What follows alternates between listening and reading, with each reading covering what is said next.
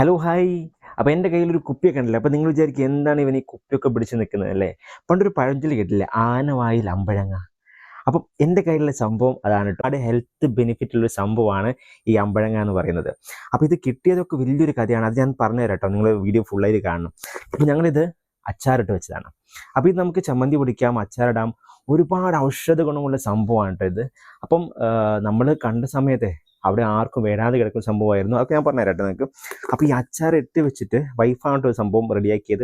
അപ്പം ഞങ്ങൾ ഇട്ട് വെച്ചിട്ട് ഇപ്പോൾ ഒരു 2-3 ദിവസമായി. അപ്പോൾ ഇതൊന്ന് നമ്മൾ ടെസ്റ്റ് ചെയ്യാൻ പോവാണ് കേട്ടോ.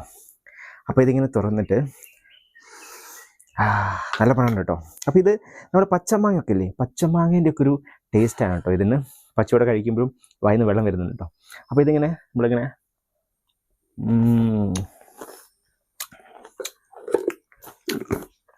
ശരിക്കും പച്ചമാങ്ങ കഴിക്കുന്ന അതൊരു ടേസ്റ്റ് കേട്ടോ, അടിപൊളിയായിട്ടുണ്ട്. ഒന്നുകൂടി ആവാനുണ്ട് കേട്ടോ. അപ്പോൾ 2 ദിവസം കൂടി വെയിറ്റ് ചെയ്തിട്ട് നമുക്ക് 2 ദിവസം കൂടി വെയിറ്റ് ചെയ്യേണ്ടി വരും. ഓക്കെ. അപ്പോൾ എങ്ങനെയാണ് സംഭവം കിട്ടിയെന്നൊക്കെ ഞാൻ കാണിച്ചു തരട്ടെ, വീഡിയോ കണ്ടോളൂ. അപ്പം നമ്മൾ വേറൊരു വഴിക്ക് പോകുന്ന സമയത്താണ് ഈ അമ്പഴങ്ങ കാണുന്നത് കേട്ടോ. അപ്പം നമ്മളൊന്ന് ചോദിച്ചു പറിക്കട്ടെ എന്നപ്പം പറിച്ചോടാൻ പറഞ്ഞു. ഒരുപാട് ഹെൽത്ത് ബെനിഫിറ്റ് ഉള്ള സംഭവമാണ്. നല്ലൊരു ആൻറ്റി ഓക്സിഡൻ്റ് ആണ് ഈ സംഭവം കേട്ടോ. പക്ഷെ നമുക്ക് ആർക്കും വേടാണ്ട് കിടക്കുന്ന ഒരു സംഭവം പോലെ എനിക്ക് തോന്നി കേട്ടോ.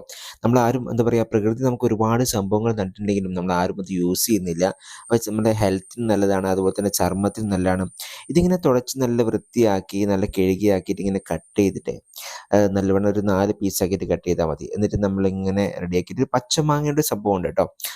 പച്ചമാങ്ങ പോലെ തോന്നും നമുക്ക്. എന്നിട്ട് നല്ല കല്ലുപ്പൊക്കെ ഇട്ടിട്ട് നല്ല കുപ്പിയിലേക്ക് ഇങ്ങനെ അടച്ച് വെച്ചിട്ട് നമുക്കിങ്ങനെ ഉലുവ, അതുപോലെ തന്നെ പെരുംജീരകം, നല്ല ജീരകം, കടുകൊക്കെ ഒന്ന് വറുത്തെടുക്കുക. അതുപോലെ തന്നെ നമ്മൾ മുളക് പൊടി ഇതെല്ലാം മിക്സ് ചെയ്തിട്ട് നമ്മൾ ഇതിലേക്ക് ഇങ്ങോട്ട് ഇട്ട് കൊടുക്കുക കേട്ടോ.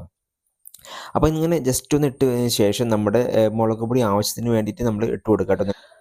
മുളക് പൊടിയൊക്കെ നിങ്ങൾക്ക് ആവശ്യത്തിനനുസരിച്ച് നിങ്ങൾക്ക് യൂസ് ചെയ്യാം, നിങ്ങളുടെ എരിവിനനുസരിച്ച് യൂസ് ചെയ്യാം. അതുപോലെ തന്നെ നല്ലെണ്ണയിൽ നല്ല കടുവൊക്കെ പൊടിച്ചിട്ട് നിങ്ങൾക്ക് തളിച്ച് കൊടുത്താലേ സംഭവം സെറ്റാണ് കേട്ടോ.